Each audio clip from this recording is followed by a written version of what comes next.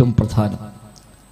അള്ളാനെ അറിയാത്തത് കൊണ്ടാണ് യഥാർത്ഥത്തിൽ ഇന്ന് എല്ലാ തിന്മയും എല്ലാ തോന്നിവാസങ്ങളും മുഴുവൻ വഴിവിട്ട ചിന്തകളും പ്രവർത്തനങ്ങളും എല്ലാം കയറി വരുന്നത് പടച്ചോനെ മനസ്സിലായിട്ടില്ല എന്നതുകൊണ്ടാണ്. അള്ളാഹുവിന്റെ റസൂലിന്റെ മുമ്പിലേക്ക് നടന്നു വരുന്ന ഒരു മുശ്രിക്കായ മനുഷ്യനെ പറ്റി സൂറത്ത് യാസീനിൽ അല്ലാഹു തആല അവസാന ഭാഗത്ത് പറയുന്നുണ്ട്. ഈ മനുഷ്യൻ നടന്നു പോകുമ്പോൾ അവിടുത്തെ ആ മരുഭൂമിയിൽ നിന്ന് മണലിൽ നിന്ന് ഒരു നുരുമ്പിയ എല്ലിങ്ങനെ കാണുകയാണ്. അപ്പൊ അതിങ്ങനെ എടുത്തിട്ട് അങ്ങനെ നോക്കിയിട്ട് പറയാൻ പഠിച്ചത് ഇതൊക്കെ ഇപ്പോ ഏത് ജീവിന്റെ എല്ല ഏത് കാലത്ത് ജീവിച്ചതാ ഒരു പിടുത്തൂല്ലല്ലോ. ഏതോ ഒരു ജീവിന്റെ ഒരു എല്ല് ആകെ നുരുമ്പി പൊടിഞ്ഞ് കഴിച്ചിട്ടുണ്ട്. ഈ മുഹമ്മദ് പറയുന്നത് ഇപ്പോ ഈ എല്ലൊക്കെ ഇനിയിപ്പോ രണ്ടാമത് എണീക്കുന്നതാണല്ലോ. എന്താ ഇപ്പൊ ഇയാളെ കഥ എന്നാന്ന് ചോദിച്ചു നോക്കുക എന്നുള്ളതിനേക്കാൾ ആ എല്ലും എടുത്തുകൊണ്ട് നേരെ നബിയുടെ മുമ്പിലേക്ക് ആ മനുഷ്യൻ വന്നിട്ട് ചോദിക്കുന്നത് ആരാണ് മുഹമ്മദെ ഈ എല്ലൊക്കെ ജീവിപ്പിക്കുക? ഇത് ആകെ നുരുമ്പിയിട്ടുണ്ട്, ഇതൊക്കെ ഇനി ആര് ജീവിപ്പിക്കുമെന്ന് ചോദിക്കുമ്പോൾ അല്ലാഹു സുബ്ഹാനഹു വ തആല നബിതങ്ങൾക്ക് ആയത്തിറക്കി കൊടുത്തു. ഖുൽ യുഹീഹല്ലദീ അൻശഅഹാ അവ്വല മർറ വഹുവ ബികുല്ലി ഖൽഖിൻ അലീം. പറയുക പ്രവാചകരെ, മറുപടി കൊടുക്കുക. യുഹീഹല്ലദീ അൻശഅഹാ അവ്വല മർറ, ആദ്യ തവണ ആരാണോ അതുണ്ടാക്കിയത് അവൻ തന്നെ അത് ജീവിപ്പിച്ചു കൊള്ളുമെന്ന് പറയുക നബിയെ എന്നാണ്. ഈ എല്ലും ഇല്ലാതെയാണ് അല്ലാഹ് പടച്ചത്. നമ്മളൊക്കെ സൃഷ്ടിക്കപ്പെട്ടത് അതൊരു എല്ലുണ്ടായിട്ട് ആ എല്ലുമെന്ന് ഉണ്ടാക്കി കൊടുക്കുന്നതല്ല. ഒന്നുമില്ലാത്ത അവസ്ഥയിൽ നിന്നാണ് എല്ലാ മനുഷ്യരും എല്ലാ ജീവികളും പിന്നീട് ഉണ്ടായി വന്നത്. അങ്ങനെ വളർന്നു വന്ന് വലുതായി പ്രായം പക്വതയൊക്കെയായി അങ്ങനെ പിന്നീട് എപ്പോഴും അവൻ മരണപ്പെട്ടു, മണ്ണിന്റെ ഭാഗമായി മാറി. അങ്ങനെ പോലെ എല്ലും ഇറച്ചിയുമൊക്കെ ഈ മണ്ണിലേക്ക് ദ്രവിച്ച് തുരുമ്പി അത് ഇല്ലാതായി പോയാൽ ആദ്യം ഉണ്ടാക്കിയവന് ഇനി ഒന്നും കൂടി എണീപ്പിക്കാൻ കഴിയില്ല എന്ന് ബുദ്ധിയുള്ള ആരെങ്കിലും പറയും. അപ്പൊ അള്ളാനെ മനസ്സിലാക്കിയിട്ടില്ല. ആ ആയത്ത് പറയുമ്പോ അള്ളാഹ് പറഞ്ഞ വാക്ക് എന്നാണ്. അവൻ ഇതാ നമുക്ക് ഉദാഹരണവുമായി വന്നിരിക്കുന്നു. അവൻ എങ്ങനെ ഉണ്ടായി എന്നുള്ളത് അവൻ മറന്നിരിക്കുന്നു എന്നാണ്. അല്ലെങ്കിൽ പറയുക ഉണ്ടായി വന്ന വഴി ഓർമ്മയുണ്ടായിരുന്നുവെങ്കിൽ ഈ നുരുമ്പെ എല്ലെടുത്തുകൊണ്ട് വരൂല. കാരണം എന്താ, ഈ എല്ലില്ലാതെയാണ് ഞാൻ ഉണ്ടായത് എങ്കിൽ പിന്നെ എല്ലുമെന്നുണ്ടാക്കാൻ ഇത് ആദ്യം ഉണ്ടാക്കിയവന് പ്രയാസമുണ്ടാവുക ഇല്ല എന്ന് ഓർക്കാൻ ബുദ്ധിമുട്ടൊന്നുമില്ല. പടച്ച റബ്ബിനെ മനസ്സിലാക്കാതെ പോകുമ്പോഴാണ് ജീവിതത്തിൽ തെറ്റായ വഴിക്കെല്ലാം പോണത്.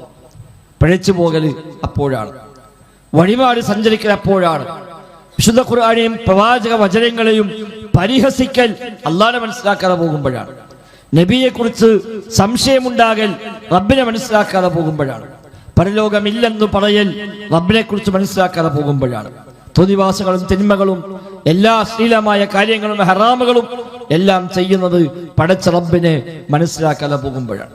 അള്ളാഹനെ മനസ്സിലാക്കിയാലോ പിന്നെ മനുഷ്യന് തെറ്റ് ചെയ്യാൻ കഴിയില്ല. فمن يعمل مثقال ذرة خيرا يرى ومن يعمل مثقال ذرة شرا يرى എന്ന ഒറ്റ ആയത്ത് മനസ്സിലാക്കിയാൽ പിന്നെ അവൻ എങ്ങനെ ജീവിതത്തിൽ വഴിവിട്ടു പോവാ? ഒരു അണു അളവ് നന്മ ചെയ്താൽ അതവൻ കാണും, ഒരു അണു അളവ് തിന്മ ചെയ്താൽ അതും അവൻ കാണും. എല്ലാം രേഖപ്പെടുത്തിയിട്ടുണ്ട്.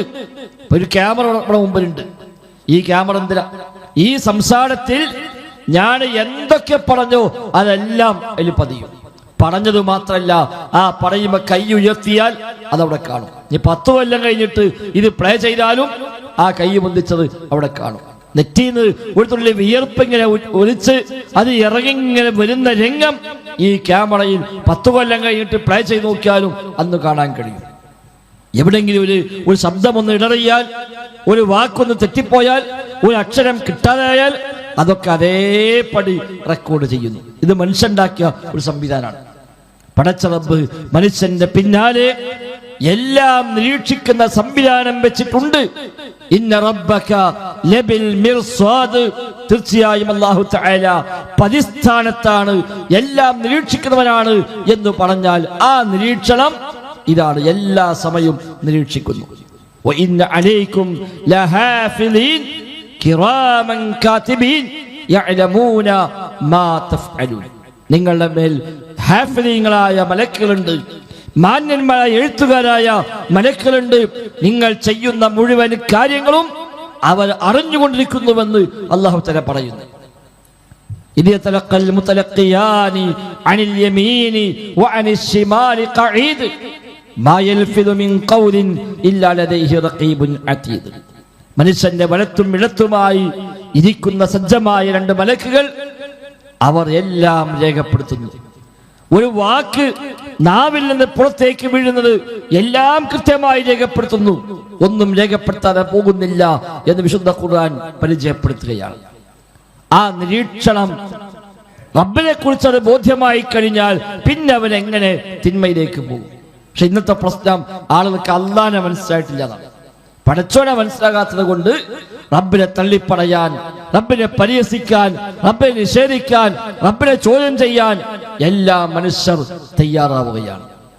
ഒരു ചെറിയ വിഷമം വരുമ്പോഴേക്ക്, ചെറിയ പരീക്ഷണം വരുമ്പോഴേക്ക് എന്താ അല്ലാഹ് ഇങ്ങനെ, എന്താ റബ്ബിനോട് ഇങ്ങനെ, എന്താ എന്നെ ഇടങ്ങാറാക്കുന്നത്? ഇതാണ് മനുഷ്യന്മാർ വിചാരിക്കുക. സക്കറിയ നബി സ്വല്ലല്ലാഹു അലൈഹി വസല്ലമന് അങ്ങേറ്റം പ്രായമായ കാലത്തും ഒരു സന്താനം ഉണ്ടായിട്ടില്ല എന്ന് ഖുർആൻ പരിചയപ്പെടുത്തുന്നു. അദ്ദേഹം നബിയാണ്, വഹയുണ്ട്, ജിബ്രീൽ സ്വല്ലല്ലാഹു അലൈഹി വസല്ലമയുമായി കാണുകയും സംസാരിക്കുകയും ചെയ്യുന്നുണ്ട്.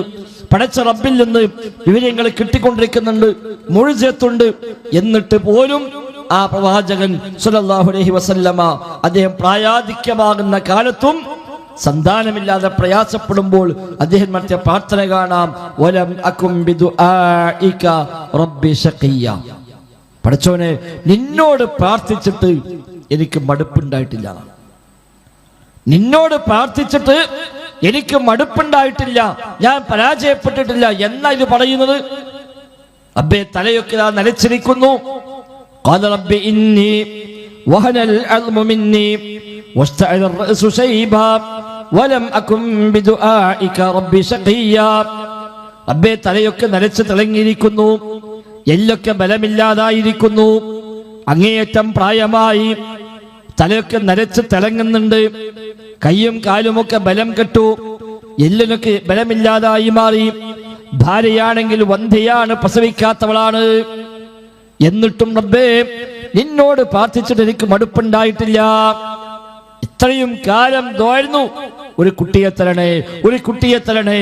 അവസാനം 10, 80, 85, 90 വയസ്സായി, ആകെ നരച്ച് തലയും താടിയുമൊക്കെ നരച്ച് വെളുത്ത് തിളങ്ങിയിട്ടുണ്ട്, എല്ലൊക്കെ ബലം കെട്ടു, കയ്യും കാലുമൊക്കെ അവശമായി മാറിയിട്ടുണ്ട്, ഭാര്യയാണെങ്കിൽ വന്ധ്യയാണ്, പ്രസവിക്കാത്ത സ്ത്രീയുമാണ്. എന്നിട്ടും ആ പ്രവാചകന്റെ പ്രാർത്ഥന, പ്രഖ്യാപനം, റബ്ബേ, നിന്നോട് പ്രാർത്ഥിച്ചിട്ട് ഞാൻ മടുത്തിട്ടില്ല. എന്തേ മടുപ്പില്ലാതായത്? പടച്ച റബ്ബിനെ മനസ്സിലായി.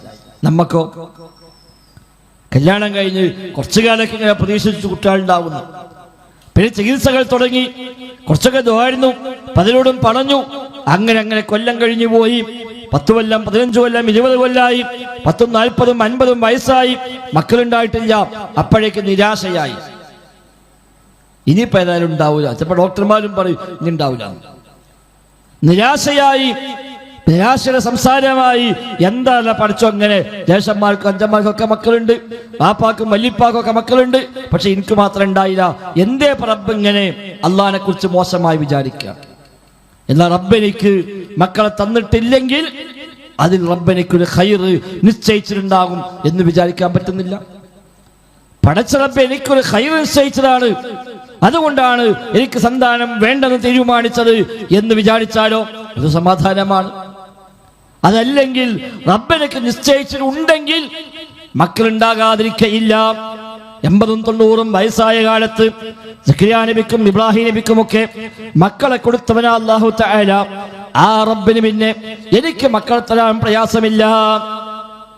സക്കരിയ നബി സല്ലല്ലാഹു അലൈഹി വസല്ലമിന്റെ മറ്റൊരു പ്രാർത്ഥന സൂറത്ത് ആൽ ഇമ്രാനിൽ അല്ലാഹ് പരിചയപ്പെടുത്തിയല്ലോ. മറിയം ബിബിയുടെ മുമ്പിൽ ഭക്ഷണം കണ്ടപ്പോ കുല്ലമാ ദഖല അലൈഹാ സക്കരിയ അൽ മിഹ്റാബ് വജദ ഇൻദഹാ റിസ്ഖാ ഖാല യാ മറിയം അന്നാ ലകി ഹാദാ ഖാലത് ഹുവ മിൻ ഇൻദില്ലാഹ് ഇന്നല്ലാഹ യർസുഖു മൻ യശാ ബിഗൈരി ഹിസാബ്. സക്കറിയ നബി സ്വല്ലല്ലാഹു അലൈഹി വസല്ലം മറിയമിന്റെ മുമ്പിലേക്ക് വരുമ്പോഴെല്ലാം അതാ അവിടെ നല്ല നല്ല ഭക്ഷണം കാണുകയാണ്. ആ കാലത്ത് നാട്ടിലില്ലാത്ത, ആ സീസണിൽ കിട്ടാത്ത, അവിടെ ലഭ്യമല്ലാത്ത ഭക്ഷണങ്ങളാണ് മുമ്പിൽ കാണുന്നത്. സക്കറിയ നബി സ്വല്ലല്ലാഹു അലൈഹി വസല്ലം ചോദിക്കുകയാണ്, യാ മറിയം അന്നാ ലക്കി ഹാദാ, എവിടുന്നാണ് മറിയം ഈ ഭക്ഷണം കിട്ടിയത്? മറുപടി, ഹുവ മിൻ ഇൻദില്ലാ, അത് പടച്ച റബ്ബിൽ നിന്നാണ്. ഇന്നല്ലാഹ യർസുഖു മൻ യശാ ബിഗൈരി ഹിസാബ്, അല്ലാഹു ഉദ്ദേശിക്കുന്നവർക്ക് കണക്കില്ലാതെ നൽകുന്നവനാണ് അല്ലാഹ്. ആ സീസണിൽ കിട്ടാത്ത ഭക്ഷണം ആരും കൊണ്ടുവന്നു കൊടുക്കാതെ മറിയമിന്റെ മുമ്പിൽ ഇങ്ങനെ ഭക്ഷണം പ്രത്യക്ഷപ്പെടുന്നു. ഇത് കണ്ട സക്കറിയ നബി സ്വല്ലല്ലാഹു അലൈഹി വസല്ലമിന്റെ പ്രാർത്ഥന, ഹുനാലിക ദഅ സക്കരിയ റബ്ബ. ഈ ഒരു മറുപടി കേൾക്കുമ്പോൾ, ഈ ഭക്ഷണം കാണുമ്പോൾ, ഹുനാലിക ദഅ സക്കരിയ റബ്ബ, അവിടെ വെച്ചത് സക്കരിയ നബി സ്വല്ലല്ലാഹു അലൈഹി വസല്ലം റബ്ബിനോട് പ്രാർത്ഥിക്കുകയാണ്, റബ്ബേ നീ മറിയമിന് ഇങ്ങനെ ഭക്ഷണം കൊടുക്കുന്നവനാണ്, ഞാനിതാ സന്താനമില്ലാതെ ഒറ്റപ്പെട്ടു നിൽക്കുന്നു, അതുകൊണ്ട് ലാ തദർനീ ഫർദാ, റബ്ബേ നീ എന്നെ ഏകനാക്കി ഒഴിവാക്കുന്ന റബ്ബേ, പിൻഗാമികളില്ലാതെ അവകാശികളില്ലാതെ നീ എന്നെ ഒറ്റക്കായി അങ്ങനെ വിട്ടുകളയ റബ്ബേ, സ്വാലിഹായ ഒരു അനന്തരാവകാശിയെ നീ നൽകണേ അല്ലാഹ്. മറിയമിൽ പറഞ്ഞത്, യരിസുനി വയരിസു മിൻ ആലി യഅഖൂബ് വജ്അൽഹു റബ്ബി റളിയ, റബ്ബേ യഅഖൂബിന്റെ പരമ്പര, ഞങ്ങൾ അമ്പിയാക്കന്മാരുടെ കുടുംബമാണ്, യഅഖൂബിന്റെ പരമ്പരയാണ്.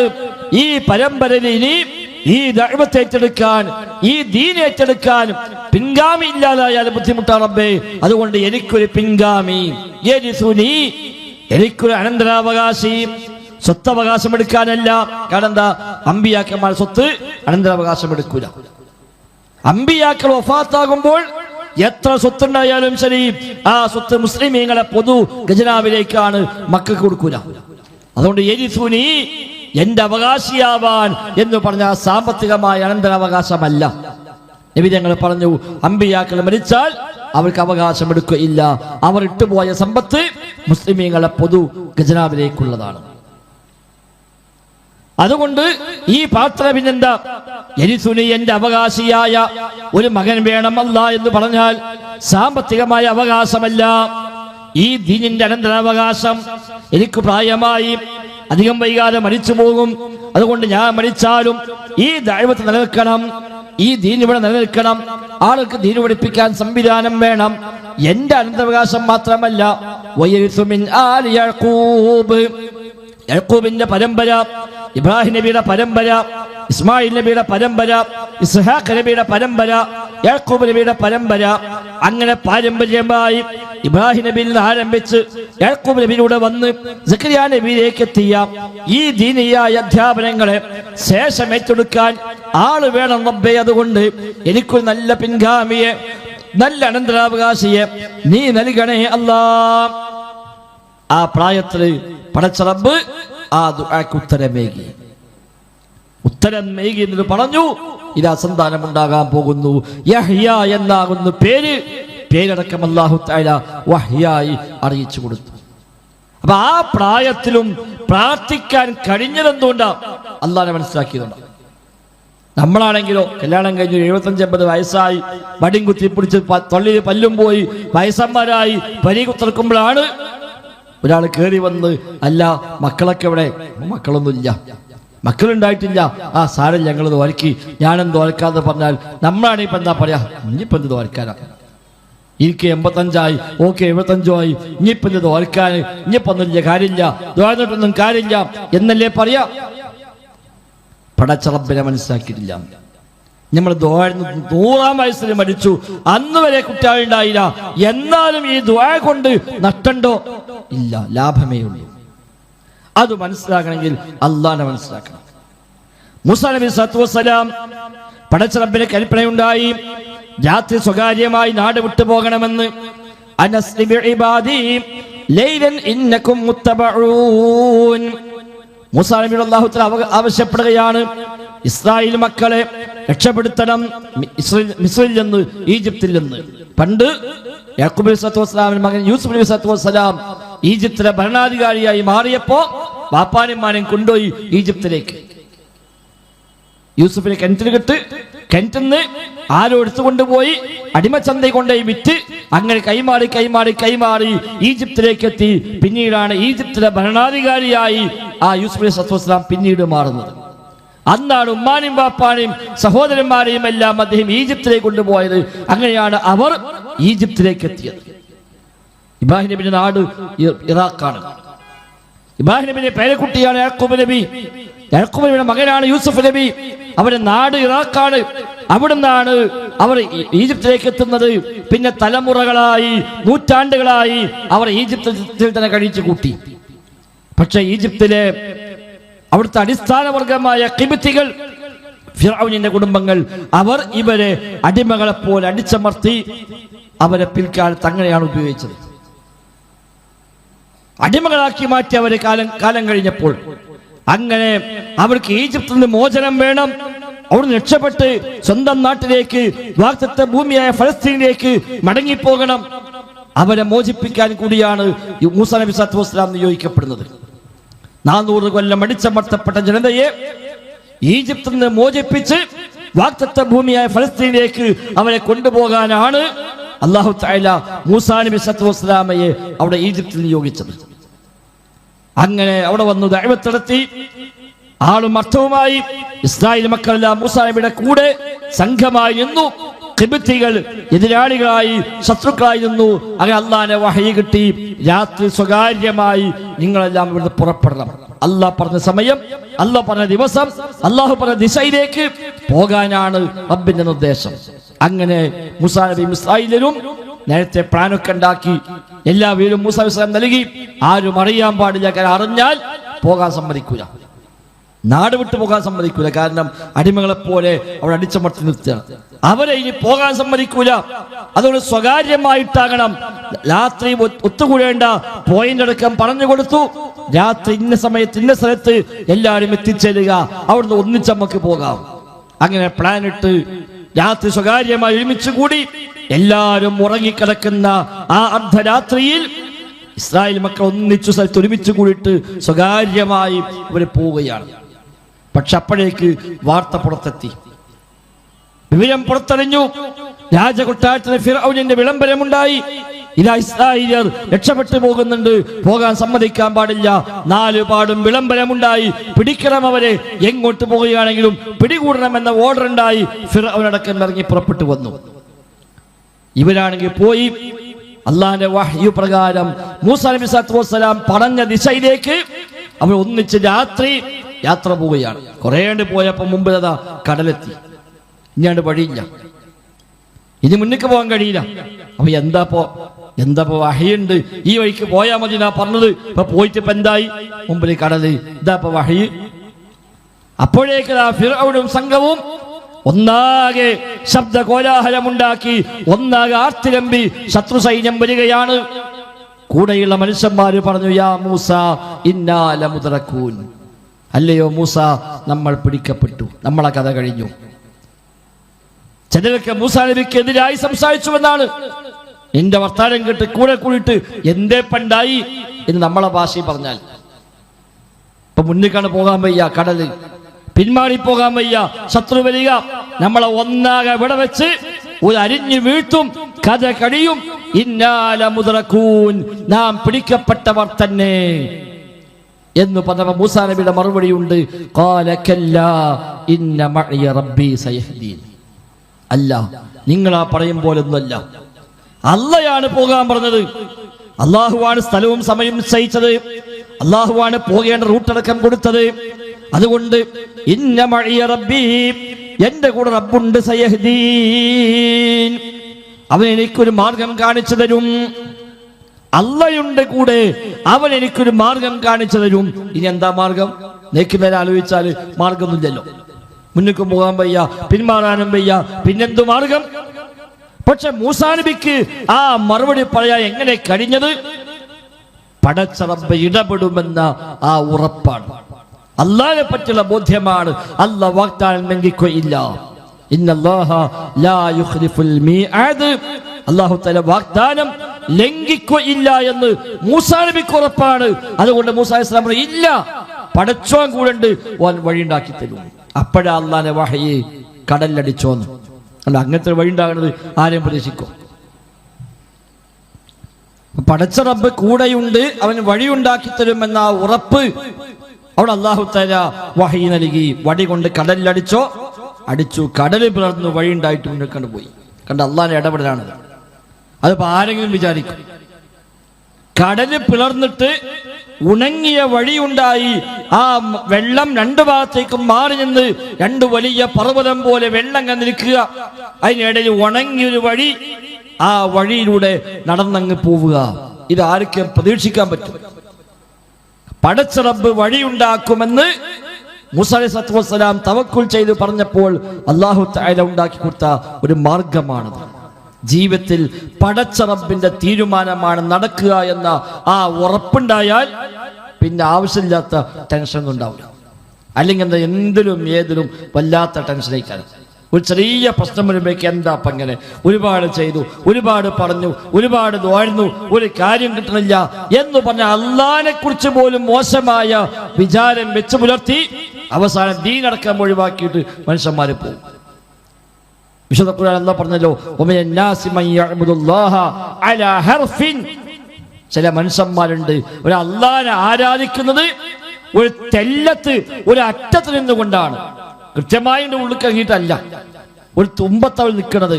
എല്ലാ കാര്യം പോയിക്കുന്ന ഹൈറാണെങ്കിൽ ഇത്മഅന്നബിഹി, ഒരിക്കലും സമാധാനം, ഒരു ബുദ്ധിമുട്ടുമില്ല, എല്ലാം കൊണ്ട് ആശ്വാസമാണ്. അപ്പൊ അൽഹംദുലില്ലാഹ് സുബ്ഹാനല്ലാഹ് ഒക്കെ ഉണ്ടാവും. വല്ല ബുദ്ധിമുട്ടും വന്നാലോ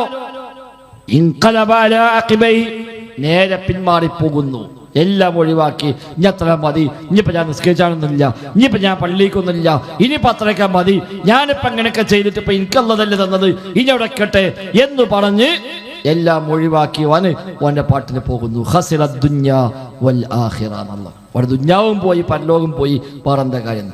ഓൻ അങ്ങനെ വിറടിച്ചു പോയതുകൊണ്ട് ദുനിയാവിൽ ഓന്റെ പ്രശ്നം മാറോ? ഇല്ല. ഇനി അസുഖം വന്നു, ഓനെ എങ്ങനെയായിട്ടും മാറുന്നില്ല, സുഖപ്പെടുന്നില്ല. ഓൻ അള്ളാനെ കുറ്റം പറഞ്ഞ് ദേഷ്യം പിടിച്ച് അക്ഷമ കാണിച്ച് പിന്മാറിപ്പോയാൽ അതുകൊണ്ട് അസുഖം മാറും? ഇല്ലല്ലോ. അപ്പോഴും വേണ്ട വേദന സഹിക്കുക, അപ്പോഴും വേണ്ട ഈ പ്രയാസം സഹിക്കുക. എന്നാ പരലോകത്തോ നഷ്ടം വരികയും ചെയ്തു. ഖസ്റദ് ദുനിയ വൽ ആഖിറ. ഞാൻ ക്ഷമിച്ചാലോ, ഇതിൽ പഠിച്ചോ എനിക്ക് ഹൈറുദ്ദേശം ഉണ്ടാകും, എന്റെ ദോഷങ്ങൾ പൊറുക്കും, എനിക്കൊരുപാട് കൂലി കിട്ടും, ചിലപ്പോൾ റബ്ബെന്നെ സ്വർഗത്ത് കൊണ്ടുപോകാൻ ചെയ്ത പണിയായിരിക്കും എന്നൊക്കെ മനസ്സിലാക്കിയാലോ അവിടെ ആശ്വാസം ഉണ്ടാകും. വേദനക്കും തന്നെ, വേദന അനുഭവിക്കുമ്പോഴും ഒരു സമാധാനം ഉണ്ടാവും. അൽഹംദുലില്ലാഹ്, ഇത് ഹൈറാണല്ലോ, ഇതുകൊണ്ട് കൂലിട്ടുമല്ലോ. പരലോകത്തോ അത് വലിയ പ്രതിഫലാർഹമായി മാറുകയും ചെയ്യും. നബി ഞങ്ങൾ പറഞ്ഞ ഇമാം അഹ്മദ് റിപ്പോർട്ടിൽ ഹദീസിൽ കാണാം, അല്ലാഹു തആല ഒരു മനുഷ്യന് സ്വർഗം നൽകാൻ തീരുമാനിക്കുന്നു, അമല് കൊണ്ട് അവരതിന് യോഗ്യനല്ലതാനും. അല്ലാഹുവിന്റെ കണക്ക് ഓൻ സ്വർഗാവകാശിയാണ്. പക്ഷേ അമല് കൊണ്ട്, തഖ്വ കൊണ്ട്, ഈമാന് കൊണ്ട് അവർ അതിനാ മാത്രം എത്തുന്നില്ല. അവിടെ അല്ലാഹു തആല അവന് പരീക്ഷണം നൽകും. അവന്റെ സ്വന്തത്തില്, സമ്പത്തില്, മക്കളില് എല്ലാം അല്ലാഹു പരീക്ഷണം നൽകും. അവൻ ക്ഷമിക്കും, ആ ക്ഷമിച്ചിന് കൂലി കൊടുക്കും. അപ്പൊ ആ കൂലി കൂടി ചേർത്തി വെക്കുമ്പോ ഓൻ സ്വർഗത്ത് പോകാൻ യോഗ്യനായി മാറും. ഒരുപക്ഷെ നമുക്കൊരു മേൽക്കുമേലെ പരീക്ഷണം വരുന്നത് അതുകൊണ്ടായിരിക്കാം. പഠിച്ചോ നമ്മളെ സ്വർഗത്ത് കൊണ്ടാൻ തീരുമാനിച്ചതാണ്. നമ്മളെ നിസ്കാരം, നോമ്പും നമ്മളെ ഇബാദത്തും വെച്ചിട്ട് ഒരിക്കലും നന്മയുടെ തുലാസ് ഭാരമേറാൻ മാത്രമുള്ള ഒന്നുമില്ല. അപ്പൊ പടച്ച റബ്ബ് ചിലപ്പോൾ പരീക്ഷണങ്ങൾ തരും, മേൽക്കുമേലെ പരീക്ഷണം. ആകെ ഇടങ്ങാറുകൾ, ഒന്നിനു മീതെ ഒന്നായി വരിക, ഏത് വഴിക്കറിഞ്ഞാലും ഒരു ആശ്വാസം കിട്ടുന്നില്ല. അങ്ങനെ ശരീരത്തിന് ബുദ്ധിമുട്ട്, രോഗങ്ങൾ വരിക, ഉമ്മാക്ക് അസുഖം, ബാപ്പാക്ക് അസുഖം, കുട്ടിയാക്ക് അസുഖം, അപ്പോഴേക്ക് സാമ്പത്തികമായ ബുദ്ധിമുട്ട്, ഓനെ ബിസിനസ് ആകെ പൊളിഞ്ഞു. മൊത്തത്തിന് മേൽക്കുമേലെ അവന് പ്രയാസത്തിന് മേൽ പ്രയാസം ഇങ്ങനെ വരുമ്പോ അവന് ഇങ്ങനെ വിചാരിച്ചാൽ ഇതൊക്കെ അൽഹംദുലില്ലാഹ് ഇതിനൊക്കെ കൂലിട്ടാണല്ലോ. ഈ ഓരോ ടെൻഷനും കൂലിട്ട്. വിശ്വാസത്തിന്റെ പ്രത്യേകത, ഒരു പണിച്ചാൽ കൂലിട്ടുന്ന, ഒരു ടെൻഷൻ ആയാൽ അതിന് പ്രതിഫലം കിട്ടും. മുള്ള കുത്തിയാൽ പോലും പ്രതിഫലം കിട്ടുന്നതാണ്. മാ യുസീബുൽ മുസ്ലിമ മിൻ വസബിൻ വലാ നസബിൻ വലാ ഹമ്മിൻ വലാ ഗമ്മിൻ വലാ ഹസൻ ഹത്ത ശൗകതി യുസാഖുഹാ ഇല്ലാ കഫറല്ലാഹു ബിഹാ സയ്യിആതിഹാ. നബി തങ്ങൾ പറഞ്ഞ ഇമാം ബുഖാരി മുസ്ലിം റിപ്പോർട്ട് ചെയ്ത ഹദീസാണ്. സത്യവിശ്വാസിക്ക് ഏൽക്കുന്ന ബുദ്ധിമുട്ടുകൾ, സാമ്പത്തിക, ശാരീരിക, മാനസിക പ്രയാസങ്ങൾ, ടെൻഷനുകൾ, വേദനകൾ, അവനേൽക്കുന്ന മുള്ളു പോലും ഇല്ലാ കഫറല്ലാഹു ബിഹാ സയ്യിആതിഹാ, അത് മുഖേന അവന്റെ പാപങ്ങൾ പൊറുക്കാതിരിക്കുകയില്ല. ഒരു തലവേദന ഉണ്ടായാൽ ദോഷം പൊറുക്കുന്നു, ഒന്ന് പനിച്ചാൽ ദോഷം പൊറുക്കുന്നു, നടന്നു പോകുമ്പോ കാലൊന്ന് വെച്ചുത്തി അതിന് ദോഷം പൊറുക്കുകയാണ്, ഒരു മുള്ളു കുത്തി ദോഷം പൊറുക്കുകയാണ്, എവിടെയെങ്കിലും ചെറിയ മുറിവുണ്ടായി ദോഷം പൊറുക്കുകയാണ്, കിഡ്നി കംപ്ലൈന്റ് ആയി ദോഷം പൊറുക്കുകയാണ്, ക്യാൻസർ വന്നു ദോഷം പൊറുക്കുകയാണ്, ഹാർട്ട് ബ്ലോക്കായി ദോഷം പൊറുക്കുകയാണ്, എന്തു പ്രശ്നങ്ങൾ വന്നാലും സത്യവിശ്വാസിക്ക് ദോഷം പൊറുക്കുകയാണ്. അൽഹംദുലില്ലാഹ്, അതിലും വലിയ റാഹത്ത് വേറെന്താ? ഇവിടെ കുറച്ച് വേദന അനുഭവിച്ചാലും പരലോകത്തെ വേദന കുറയാണെങ്കിൽ അതല്ലേ വലിയ കാര്യം. അങ്ങനെ ചിന്തിച്ചാൽ ദുനിയാവിൽ ഏൽക്കുന്ന ഏത് ബുദ്ധിമുട്ടിനും അവനെ സംബന്ധിച്ച് നിരാശ ഉണ്ടാവില്ല. അയ്യൂബ് നബി സല്ലല്ലാഹു അലൈഹി വസല്ലം 14 കൊല്ലമാണ് രോഗിയായി കഴിച്ചിട്ട്. 14 കൊല്ലം ആകെ ശരീരമാസകലം ബാധിച്ച അസുഖം, വല്ലാത്തൊരു പ്രയാസം. മക്കളൊക്കെ മരിച്ചുപോയി, സമ്പത്തെല്ലാം നഷ്ടപ്പെട്ടു പോയി, ഭാര്യമാരൊക്കെ അദ്ദേഹത്തെ ഒഴിവാക്കി പോയി, ഒരു ഭാര്യ മാത്രം കൂടെ നിന്നു, ബാക്കിയുള്ളവർക്ക് ഇട്ടെറിഞ്ഞു പോയി. ആകെ പ്രയാസമായി, ശരീരമാസകലം രോഗബാധിതരായി, നടക്കാൻ പോലും പറ്റുന്നില്ല, ഒന്നിനും സാധിക്കുന്നില്ല. ഭാര്യ അദ്ദേഹത്തെ ചുമന്നു കൊണ്ടുപോകും.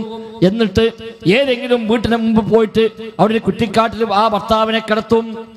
എന്നിട്ട് ആ പെരയിൽ പോകും, എന്തെങ്കിലും പണി തരുമായിരിക്കും. അവിടെ ചെന്ന് അടുക്കളയൊക്കെ സഹായിച്ചു കൊടുത്ത് ചില പണികളൊക്കെ എടുത്തു കൊടുത്ത് ഒരു ശേഷം ഭക്ഷണം വല്ലതും കൊടുക്കും. ആ ഭക്ഷണവുമായി വന്ന് ഭർത്താവിനെ തിന്നാൻ കൊടുക്കും. ഇങ്ങനത്തെ അവസ്ഥയ്ക്കെത്തി ഒരു പ്രവാചകൻ അയ്യൂബ് നബി സല്ലല്ലാഹു അലൈഹി വസല്ലം. വിശുദ്ധ ഖുർആൻ പറഞ്ഞു, വഅയ്യൂബ ഇദ് നാദാ റബ്ബഹു അന്നീ മസ്സനിയൽ ദുർറ് വഅൻത അർഹമുർ റഹീമീൻ ഫസ്തജബ്നാ ലഹു വകശഫ്നാ മാ ബിഹി മിൻ ദുർരിൻ. അയ്യൂബിനെ ഓർക്കണേ നിങ്ങൾ, അയ്യൂബ് ഇസ്ലാമയെ ഓർക്കണേ നിങ്ങൾ. ഇദ് നാദാ റബ്ബഹു, തന്റെ റബ്ബിനോട് ദുആ ചെയ്ത സന്ദർഭം ഓർക്കണേ, അല്ലാഹുവിനെ വിളിച്ചു പ്രാർത്ഥിച്ച ആ രംഗം ഓർക്കണേ. എന്താണ് പ്രാർത്ഥന?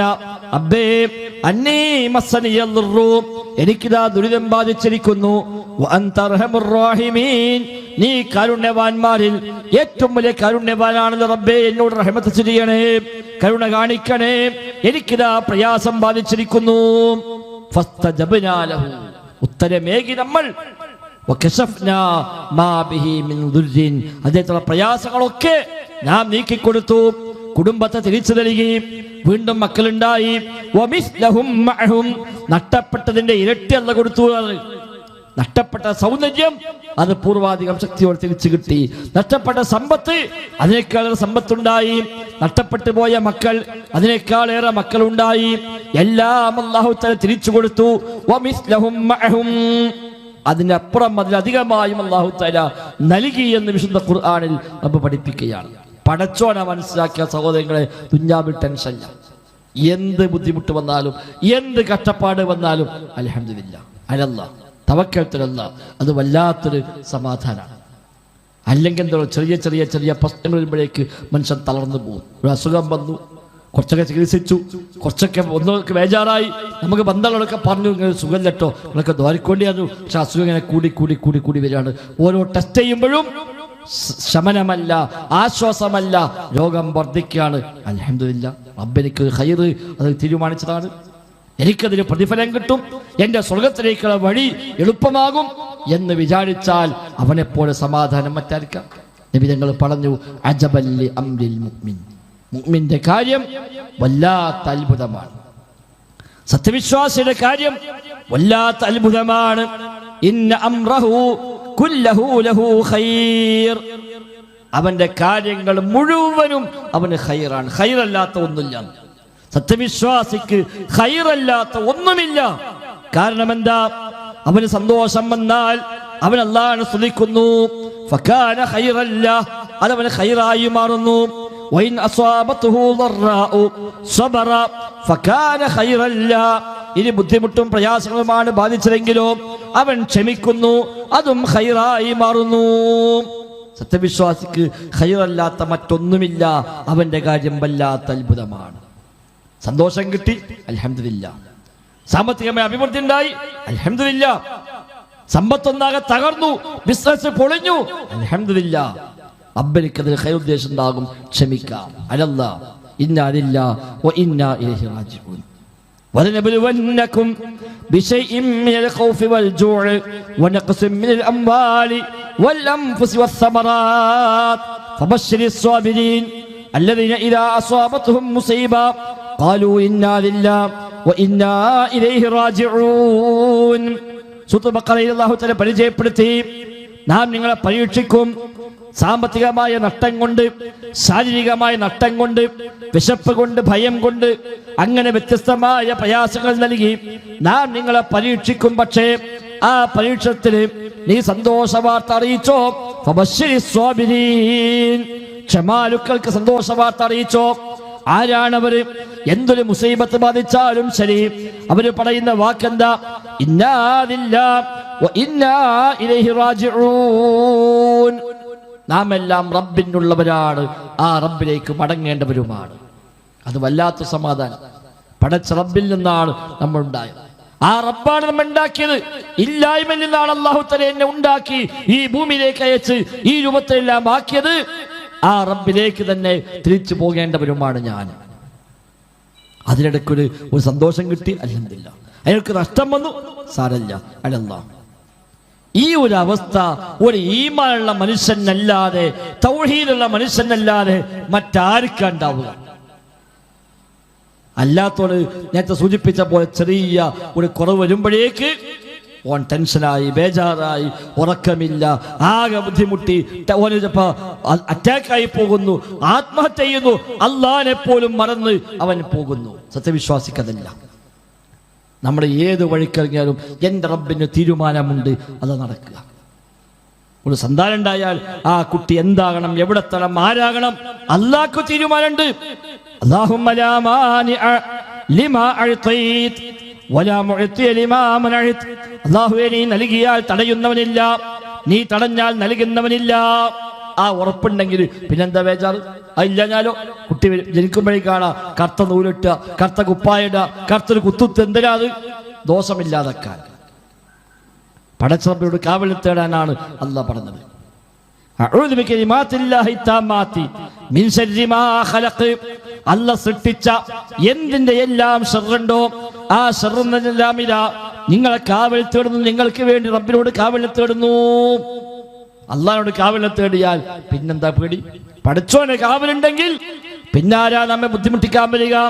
അള്ളാഹിനെ കാവലില്ലെങ്കിലോ പിന്നെ ആർക്കാ നമ്മെ കാക്കാൻ കഴിയുക? ഇബ്രാഹിം നബി സ്വല്ലല്ലാഹു അലൈഹി വസല്ലം മക്കളായ ഇസ്മായിൽ നബിക്കും ഇസ്ഹാഖ് നബിക്കും മന്ത്രിച്ചു കൊടുത്ത പ്രാർത്ഥനയാണ് ഉഈദുകുമാ ബികലിമാത്തില്ലാഹി തമ്മാ. റബ്ബിന്റെ പരിപൂർണമായ വചനങ്ങൾ മുൻനിർത്തിയ നിങ്ങൾക്ക് ഞാൻ റബ്ബിനോട് കാവൽ തേടുന്നു. മുഹമ്മദ് നബി സ്വല്ലല്ലാഹു അലൈഹി വസല്ലമ പേരമക്കളായ ഹസൻ ഹുസൈനിന് ഇതേ പ്രാർത്ഥന ചൊല്ലി മന്ത്രിക്കുമായിരുന്നു. എന്നിട്ട് പറയുമായിരുന്നു, ഇന്ന അബാകുമാ ഇബ്രാഹിം, നിങ്ങളെ പിതാവായ ഇബ്രാഹിം സ്വല്ലല്ലാഹു അലൈഹി വസല്ലം മക്കൾക്ക് വേണ്ടി ഈ പ്രാർത്ഥന ചൊല്ലി പ്രാർത്ഥിക്കാറുണ്ട്, മന്ത്രിക്കാറുണ്ട് എന്ന് നബി തങ്ങൾ പറഞ്ഞു കൊടുക്കുന്നു.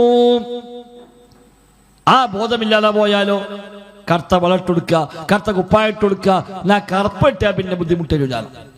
ഒരു മൂച്ചി തൈ നട്ട് അതിങ്ങനെ പൊന്തി വന്ന് നടാണ്ട് പൂടുമ്പോഴേ കൊണ്ടുപോയി കറുപ്പ് ഇട്ട്. കാരണം എന്താ? ഇനി നമുക്ക് ബുദ്ധിമുട്ടൊന്നും വേണ്ട, ദോഷം ബാധിക്കാതിരിക്കാൻ, കണ്ണേറ് ബാധിക്കാതിരിക്കാൻ എന്നൊക്കെ പറഞ്ഞ് അവിടെ കറുപ്പ് നൂലും കെട്ടിയിട്ട് ഇനി ബേജാറില്ല, ആ കറുത്ത നൂല് മതി എന്നാണ് ആളുകൾ വിചാരിക്കുന്നത്. ആ മാവ് ഉണ്ടാകും മുമ്പ് പടച്ചറബിന്റെ തീരുമാനമുണ്ട്.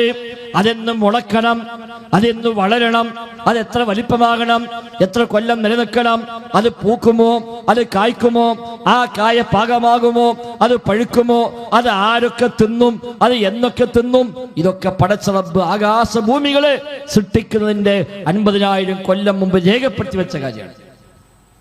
അതിനു മുമ്പേ തീരുമാനിച്ചു, അന്ന് രേഖപ്പെടുത്തി വെച്ചു. പിന്നെ നമ്മളതിനെ കൊണ്ടേക്കാണ്ട് കറുത്ത തുരട്ടിയതുകൊണ്ട് ആ വിധിയിൽ മാറ്റൊന്നും വരാൻ പോണില്ല. പക്ഷെ ആൾക്ക് അല്ലാഹുവിനെ മനസ്സിലായിട്ടില്ല. അതുകൊണ്ടാണ് ഇത്തരം അന്ധവിശ്വാസങ്ങളെ പിന്നാലെ മനുഷ്യന്മാരെ പോകുന്നത്. ലക്ഷങ്ങൾ മുടക്കി വാഹനം വാങ്ങിയാൽ കാണാം ആ വാഹനത്തിന്മോ എന്തെങ്കിലുമൊക്കെ ഒന്ന് മന്ത്രിച്ചൂരി കിട്ടാം. അല്ലെ ആദ്യത്തെ ട്രിപ്പ് മമ്പോർത്തേക്ക് എന്തിനാ അവിടെ പോയി പോന്നാ പിന്നെ ബേജാറില്ല, നീ മമ്പോർത്തെ തങ്ങൾ നോയിക്കോളും ഇതിന്റെ ബാക്കിയൊക്കെ എന്നാണ്. ഇല്ല, മമ്പുറത്ത് തങ്ങൾ അറിയും കൂടില്ല നമ്മൾ വണ്ടി വാങ്ങിയില്ല. ഇപ്പൊ എങ്ങനെ വണ്ടി വാങ്ങി എന്നുള്ള കാര്യം തങ്ങൾ പാപ്പാക്ക് അറിയോ? ഇല്ല. മമ്പുറത്തേക്ക് വന്ന കാര്യം മൂപ്പരറിയോ? ഇല്ല. പക്ഷെ ആളുകള് നേരെ പോകാം മമ്പുറത്തേക്ക്, പുത്തമ്പള്ളിയിലേക്ക്, ഏർവാടിയിലേക്ക്, അജ്മീറിലേക്ക്, നാഗൂരിലേക്ക്. എന്തിനാ? അവിടെ പോയിട്ട് പോന്നാ പിന്നെ അവരെ കാവല് കിട്ടുമെന്ന വിശ്വാസം. അങ്ങനെയാണ് പാട്ട് പഠിപ്പിച്ചത്, അങ്ങനെയാ മാലപ്പാട്ടിലുള്ളത്. മുരീദി തമസ്സക് ബി വകും ബി വാസിഖ സഅഹ്മീക ഫിദ്ദുനിയാ വയൗമൽ ഖിയാമത്തി. എന്നെ മുറുകെ പിടിച്ചോ, ഞാൻ നോക്കിക്കൊള്ളാം നിന്റെ കാര്യമൊക്കെ. ദുനിയാവിലും ഞാൻ കാവൽ നൽകാം, പരലോകത്തും ഞാൻ കാവൽ നൽകാമെന്ന് ഷെയ്ഖ് പറഞ്ഞുവെന്നാണ് പാട്ടിലുള്ളത്. ഷെയ്ഖ് പറഞ്ഞിട്ടില്ല. ഷെയ്ഖ് പറഞ്ഞാലും അവിടെ നടക്കുകയുമില്ല. നബി ഞങ്ങൾ പഠിപ്പിച്ച് തിരിച്ചാണ് പടച്ച റബ്ബിന്റെ കാവലാണ് എന്നാണ്. അല്ലാഹുവേ, നീ തന്നാൽ തടയാൻ ആരുമില്ല, നീ തടഞ്ഞാൽ തരാനുമാണില്ല. ഇതെല്ലാവരും ചൊല്ലിപ്പോണ്ട്, എല്ലാ ദിവസവും ചൊല്ലുന്നുണ്ട്. നിസ്കാരം കഴിഞ്ഞാൽ എല്ലാവരും ഇത് ചൊല്ലുന്നുണ്ട്. പക്ഷേ ഇതിന് ബോധമായി ഇറങ്ങിയിട്ടില്ല, ഇത് ഖൽബിലേക്ക് എത്തിയിട്ടില്ല, ഇതിന് വിശ്വാസമില്ല. നാവുകൊണ്ട് പറയും, പക്ഷെ വിശ്വാസമില്ല. അതുകൊണ്ടാണ് പടച്ചോൻ തന്ന് തടുക്കാൻ പടപ്പാളെടുത്ത് പോയി നോക്കുന്നത്. ഒരു അസുഖം വന്നു, കുറച്ചൊക്കെ ചികിത്സിച്ചു, ഹലാലായ അല്ലാഹ് അനുവദിച്ച ചികിത്സകൾ ചെയ്തു, കുറച്ചൊക്കെ പ്രാർത്ഥിച്ചു, പക്ഷെ രോഗം സുഖപ്പെടുന്നില്ല. അപ്പൊ എന്നാ ചെന്ന് പോയി നോക്കുക, വേറെ എവിടെയെങ്കിലും ഇനി എവിടെയും പോയി നോക്കുക. അങ്ങനെ ജാടത്തങ്ങ് പോവുക, ബീവിയെ കാണാൻ പോവുക, തങ്ങളെ കാണാൻ പോവുക. അവിടെ പോയി തങ്ങളൊന്ന് പറഞ്ഞാൽ മതി, ഒരു വാക്ക് കിട്ടിയാൽ മതി, ഒരു നൂല് തന്നാ മതി, ഒന്ന് ഊതിയാ മതി, അതോടുകൂടി ഒക്കെ സുഖപ്പെടുമെന്ന് വിശ്വസിച്ചുകൊണ്ട് റബ്ബ് തന്ന പരീക്ഷത്തെ മറികടക്കാൻ പടപ്പുകളെ പിന്നാലെ പോകുന്നവരായി മനുഷ്യൻ അധപതിച്ചിരിക്കുന്നു. രണ്ടു വഴിയെ നമുക്കുള്ളത്. ഒന്ന് അല്ലാഹുവോട് പ്രാർത്ഥിക്കുക, രണ്ട് അല്ലാഹ് അനുവദിച്ച ചികിത്സകൾ ഉപയോഗപ്പെടുത്തുക. അനുവദിക്കാത്ത ചികിത്സ പോലും ഉപയോഗിക്കാൻ പാടില്ല. നബിയോട് ചോദിച്ചു സ്വഹാബത്ത്, നബിയെ, ചികിത്സയുടെ ഭാഗമായി മദ്യം ഉപയോഗിക്കാമോ? കള്ള്, അതിൽ ശമനമുണ്ടെന്ന് പറയുന്നു, അതുകൊണ്ട് അങ്ങനെ ചികിത്സന്റെ ഭാഗമായിട്ട് കള്ളുടിക്കാൻ പറ്റുമോന്ന് നബി തങ്ങൾ പറഞ്ഞു, അത് മരുന്നല്ല, അത് രോഗമാണ്. അത് രോഗമാണ്, മരുന്നല്ല. നിങ്ങൾ ചികിത്സിക്കണം, പക്ഷേ ഹറാം കൊണ്ട് ചികിത്സിക്കാൻ പാടില്ല. ഹറാമിൽ ശമനമില്ല, ഹറാമിൽ ശമനമില്ല. ഈ ശമനമുണ്ടെങ്കിൽ പോലും അത് ആത്യന്തികമായി ശമനമല്ല. താൽക്കാലികമായി ആശ്വാസം കിട്ടിയേക്കാം, പക്ഷേ അതിനും വലിയ ദോഷമേ അതുകൊണ്ട് വരാനുള്ളൂ. അപ്പൊ റബ്ബ് തന്നാൽ തടുക്കാൻ ആളില്ല, റബ്ബ് തടുത്താൽ തരാനുമാണില്ല. എല്ലാ കാര്യം എന്റെ റബ്ബ് മുമ്പേ തീരുമാനിച്ചു വെച്ചതാണ്. അല്ലാഹ് ആകാശഭൂമികളെ സൃഷ്ടിക്കുന്നതിന്റെ 50,000 കൊല്ലം മുമ്പ് എല്ലാം എഴുതി വെച്ചിട്ടുള്ളതാണ്. തീരുമാനം അതിനും എത്രയോ മുമ്പ് എടുത്തിട്ടുണ്ടാവും. പക്ഷെ റബ്ബ് രേഖപ്പെടുത്തി വെച്ചു, ആകാശഭൂമി സൃഷ്ടിക്കുന്നതിന്റെ 50,000 വർഷങ്ങൾക്ക് മുമ്പ് അല്ലാഹു തആല എല്ലാം രേഖയാക്കി വെച്ചു. എന്തൊക്കെ സംഭവിക്കാൻ പോകുന്നു, ഖിയാമത്ത് വരെ എന്തൊക്കെ നടക്കും, എല്ലാം രേഖയാക്കി വെച്ചു. ആ രേഖയാണ് ഇവിടെ നടപ്പാകുന്നത്. അത് എളുപ്പമാകാൻ വേണ്ടി അല്ലാഹുവിനോട് പ്രാർത്ഥിക്കാം. അത് അല്ലാഹ് നിശ്ചയിച്ച നിമിത്തങ്ങളെ ഉപയോഗപ്പെടുത്താം. വിശപ്പ് മാറും അല്ലാഹ് തീരുമാനിച്ചു. എങ്ങനെ? ഭക്ഷണം കഴിച്ചാൽ. അല്ലാഹ് വെച്ച സിസ്റ്റാണ്, ഭക്ഷണം കഴിക്കണം. ഭക്ഷണം കഴിച്ചാൽ മാത്രം പോരാ, അല്ലാഹുമായി ഒരു ബന്ധം വേണം. അപ്പൊ തുടങ്ങുമ്പോ ബിസ്മില്ലാ, കഴിഞ്ഞാൽ അൽഹംദുലില്ലാ, അതെന്തിനാ? ആ കണക്ഷൻ വേണം. അല്ലെങ്കിൽ ഭക്ഷണം കഴിച്ചിട്ട് വിശപ്പ് മാറിയില്ലെങ്കിൽ എന്താ ചെയ്യാൻ പറ്റുക? ഒന്നും ചെയ്യാൻ കഴിയില്ല. ഭക്ഷണങ്ങൾ കഴിക്കുന്നുണ്ട്, വിശപ്പ് മാറുന്നില്ല, ഒന്നും ചെയ്യാൻ കഴിയില്ല. അപ്പൊ റബ്ബിന്റെ ഉദ്ദേശം കൂടി വേണം. മരുന്ന് കഴിച്ചാൽ രോഗം മാറിക്കൊള്ളണമെന്നില്ല. മരുന്ന് കഴിക്കുന്നു, അല്ലാഹു ശിഫയ്ക്ക് വേണ്ടി പ്രാർത്ഥിക്കുന്നു, അതാ വിശ്വാസി. അല്ലാഹ് അനുവദിച്ച വഴികളെ സ്വീകരിക്കുന്നു, പടച്ച റബ്ബിനോട് എളുപ്പമായി കിട്ടാൻ തൗഫീഖ് ലഭിക്കാൻ വേണ്ടി പ്രാർത്ഥിക്കുകയും ചെയ്യുന്നു. അല്ലെങ്കിൽ എത്ര മരുന്ന് കുടിച്ചാലും ഒരു അസുഖം മാറണമെന്നില്ല. എല്ലാ നിമിത്തങ്ങളും ഒത്തു വന്നാലും കാര്യമുണ്ടാകണമെന്നില്ല. റബ്ബാണ് എളുപ്പമാക്കുന്നവൻ, റബ്ബാണ് കാര്യങ്ങൾ ചെയ്യുന്നവൻ, റബ്ബാണ് നൽകുന്നവൻ, റബ്ബാണ് തടയുന്നവൻ. അതിന് അല്ലാഹ് നിശ്ചയിച്ച വ്യവസ്ഥകൾ ഉണ്ടാകും. ആ വ്യവസ്ഥയുമായി നമ്മൾ ബന്ധപ്പെടുന്നുവെന്ന് മാത്രം. മരുന്ന് ഒരു വ്യവസ്ഥയാണ്, ഭക്ഷണം ഒരു വ്യവസ്ഥയാണ്, വെള്ളം ഒരു വ്യവസ്ഥയാണ്.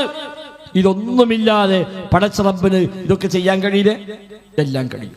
നമുക്ക് വേണ്ടി, നമ്മുടെ സൗകര്യത്തിന് വേണ്ടി അല്ലാഹു തആല ഒരു സിസ്റ്റം വെച്ചു എന്ന് മാത്രം. ആ സിസ്റ്റത്തെ ഉപയോഗിക്കുക. അവിടെയും അല്ലാഹു അനുവദിച്ചതാണോ അല്ലേ നോക്കുക. അനുവദിച്ചതാണെങ്കിൽ മാത്രം ചെയ്യുക, ബാക്കി റബ്ബിനോട് പ്രാർത്ഥിക്കുക. അപ്പോഴാണ് കാര്യം നടക്കുക. ഈ നിലയ്ക്ക് മനസ്സിലാക്കിയില്ല എങ്കിൽ ജീവിതത്തിൽ നിരാശകൾ എപ്പോഴും വേട്ടയാടും. അസുഖം വന്നാലും മക്കളില്ലാതായാലും കുട്ടികളെ വിവാഹത്തിന്റെ കാര്യത്തിലും ഒക്കെ കാണാം വല്ലാത്ത ടെൻഷൻ. മോളെ കെട്ടിക്കാൻ തീരുമാനിച്ചത് മുതൽ ആദ്യമൊക്കെ വലിയ പ്രതീക്ഷയായിരുന്നു. നല്ല കോഴ്സാ പഠിക്കണത്, കാണാനും കുഴപ്പമൊന്നുമില്ല, ആണ്ട് തീരുമാനിച്ചാൽ മതി, കല്യാണമൊക്കെ ശരിയാകും എന്നൊക്കെ വിചാരിച്ചു. പിന്നെ ഇങ്ങനെ ഒരു 3-4 വന്ന് കണ്ടുപോയപ്പോഴൊന്നും പറ്റുന്നില്ല. അപ്പോഴേക്ക് തുടങ്ങും ചെറിയൊരു ബേജാറ്. അങ്ങനെ ഓരോരോ അന്വേഷണം വരികയാണ്. 8, 10, 15, 20, 30, 40, 50 ആള് വന്ന് കണ്ടുപോയി. പക്ഷെ ഒന്നും ശരിയാകണില്ല. പിന്നെ ഓൻ ബേജാറായി പോയി. അപ്പോൾ ഒരു സംശയം, എന്താ നടക്കാത്തത്? പിന്നെ അതിന് പിന്നാലെ ടെൻഷനായി. നീ ഓം മുടക്കുകയാണോ, അയൽവാസി മുടക്കുകയാണോ? പിന്നെ അതായി സംശയം, മറ്റേ ഓം മുടക്ക സംശയമുണ്ട്. അപ്പം ഞാൻ അടുത്ത അഡ്രസ്സ് കൊടുക്കുമ്പോൾ പറയുന്നത് ഇതിൽ കൂടി വരട്ടോ, ബാക്കിൽ വേറെ റോഡുണ്ട്, അതിൽ വന്നാൽ മതി. കാരണം ഇതിൽ വരുമ്പോൾ ചിലപ്പോൾ മറ്റൊരെങ്ങനെ കണ്ടാലോ, ഓനെങ്ങാനും അത് മുടക്കിയാലോ. ചില അങ്ങാടി കാണാൻ ബോർഡ് കല്യാണം മുടക്കിയുള്ള ശ്രദ്ധക്ക്. ആർക്കാ ചങ്ങായിമാരെ കല്യാണം മുടക്കാൻ കഴിയാം? അല്ല നടത്താൻ തീരുമാനിച്ചത് കല്യാണം മുടക്കാൻ ആർക്കേം പറ്റും? അല്ല നടക്കണ്ട തീരുമാനിച്ച വിവാഹം നടത്താൻ എല്ലാം കൂടി തീരുമാനിച്ചാൽ നടക്കുമോ? ഒന്നുമില്ല. അതാണ്ട് ഉറപ്പായാലോ പിന്നെന്താ? പടച്ചോ എൻ്റെ കുട്ടിക്ക് എപ്പോഴാണോ ഒരു വിവാഹം നിശ്ചയിച്ചത് അപ്പോൾ നടക്കും. എൻ്റെ കുട്ടിക്ക് അല്ലാഹു തആല ഒരു വിവാഹം ഈ ജീവിതത്തിൽ തീരുമാനിച്ചിട്ടില്ലെങ്കിലോ നാടൊന്നാകെ കൂടിയാലും ശരി നടത്താൻ കഴിയില്ല. അല്ലാഹുമ്മ ലാ മാനിഅ ലിമാ അഅ്തൈത. മുടങ്ങി പോകുന്നുണ്ടെങ്കിൽ നമ്മൾ വിചാരിക്കുക അതെനിക്ക് ഖൈറല്ല, അതുകൊണ്ട് അല്ലാഹു ഒഴിവാക്കിയതാണ്. ഞാൻ റബ്ബിനോട് പ്രാർത്ഥിക്കുന്നത് പഠിച്ചോനെ എൻ്റെ കുട്ടിക്ക് ഒരു സ്വാലിഹായ ഭർത്താവിനെ കൊടുക്കണമെന്നാണ്. ഈ വന്ന കേസൊന്നും സ്വാലിഹല്ല. പ്രത്യക്ഷത്തിൽ നല്ല കുട്ടിയാണ്, നല്ല തറവാടാണ്, നല്ല സമ്പത്താണ്, നല്ല സ്വഭാവമാണ്, അന്വേഷണങ്ങളും മോശമൊന്നുമില്ല. പക്ഷേ ചിലപ്പോൾ 10 കൊല്ലം കഴിഞ്ഞാൽ ഓൻ ഇസ്ലാമിനെ ഒഴിവാക്കി പോകണമെന്നേക്കും. എല്ലാ തോന്നിയാസത്തിനും പിന്നാലെ പോയി ജീവിതം നൂട്ടുമാറാനുള്ള ആളായിരിക്കും അവൻ. നമ്മൾ ദുആ പഠിച്ചോനെ സ്വാലിഹായ ഭർത്താവിനെ കൊടുക്കണമെന്നാണ്. ഓൻ ഇപ്പം നമ്മളെ കണ്ടിട്ട് സ്വാലിഹാണെങ്കിലും ഒരു 10 കൊല്ലം കഴിഞ്ഞാൽ ഓൻ സ്വാലിഹല്ലാതായി മാറും. അന്ന് ഓൻ പഴിച്ചു പോകുമ്പോൾ നമ്മളെ മോളും പഴിച്ചു പോകും. അങ്ങനെ നമ്മളെ മോള് നരകാവകാശിയായി മാറും. അതുകൊണ്ട് നമ്മളെ ഈ പ്രാർത്ഥനക്ക് ഉത്തരമായിക്കൊണ്ട് അല്ലാഹു തആല അയൽവാസം ഏൽപ്പിച്ചു. എടാ അത് മുടക്കിക്കാള്, ഓൻ സ്വാലിഹായ ഭർത്താവിനെ ചോദിച്ചത് എന്നോട്, ഈ വന്നൊന്നും സ്വാലിഹല്ല, നീ അത് മുടക്കണം. ഓൻ മുടക്കി. അപ്പൊ അയൽവാസി മുടക്കുന്നുണ്ടെങ്കിൽ ഓന് അവാർഡ് കൊടുക്കുക വേണ്ടത്, അല്ലാതെ ഓനെ പെട്ടെന്ന് ദേഷ്യം പിടിച്ചൊരു കാര്യമുണ്ടോ? അല്ലാഹു അവനെ ഏൽപ്പിച്ചതാണ് അത് മുടക്കാൻ. കാര്യം എനിക്കറിയില്ല, ഓൻ്റെ മട്ടന്മാരെയും കണ്ടപ്പോൾ നല്ല കുട്ടിയാണ്, അന്വേഷണത്തിലും കുഴപ്പമൊന്നുമില്ല. ഒരു 10 കൊല്ലം കഴിഞ്ഞാൽ ഓൻ എന്താകുക നമുക്ക് പറയാൻ പറ്റും? അത് അള്ളാഹ്ക്കറിയും. അപ്പൊ അല്ലാഹു തആല തീരുമാനിച്ചു വേണ്ട, ഓൻ്റെ മോക്കത് വേണ്ട. അങ്ങനെ അവസാനം നമ്മൾ വിചാരിച്ചു നമ്മുടെ നാട്ടിൽ നിന്ന് വേണ്ട, ഇവിടെ നിന്നും വേണ്ട, കുറച്ച് ദൂരത്തേക്ക് പോകണം. നാട്ടിൽ നിന്നും വേണം, ജില്ല വിട്ട് 3-4 ജില്ല അപ്പുറത്തേക്ക് കുറച്ച് വിട്ടുന്ന് അന്വേഷിക്കുക. എന്നാ പിന്നെ ഈ വക പ്രശ്നമില്ലല്ലോ.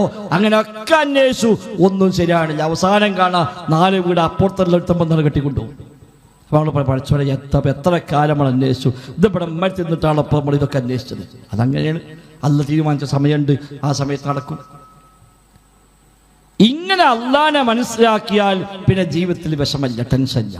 എന്ത് സംഭവിച്ചാലും അൽഹംദുലില്ലാ.